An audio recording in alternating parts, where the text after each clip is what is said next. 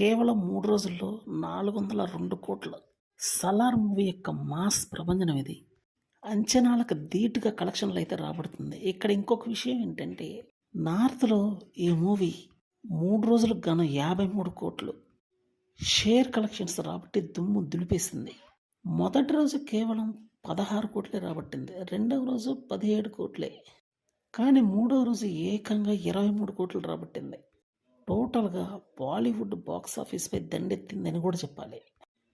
'ధమ్‌కి' లాంటి మూవీ ఉన్నా కూడా తిరుగులేని కలెక్షన్స్ రాబట్టింది అక్కడ. 'షారుఖ్ ఖాన్' 4 రోజులకు గాను 100,00,00,000 క్లబ్‌లో చేరలేదు. కానీ 'ప్రభాస్' మూవీ అయితే మొదటి రోజే చేరింది.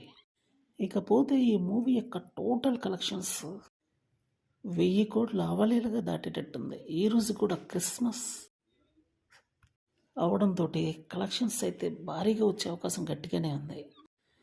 ఇక నుండి ఆల్రెడీ కలెక్షన్స్ కొంచెం తగ్గినా కూడా 1,000,00,00,000 అవలీలగా రాబడుతుందని చెప్పడంలో ఎటువంటి సందేహం లేదు. ఆల్ ఓవర్ ఇండియాలో మూవీ మాత్రం తడాకా చూపిస్తుందనే చెప్పాలి.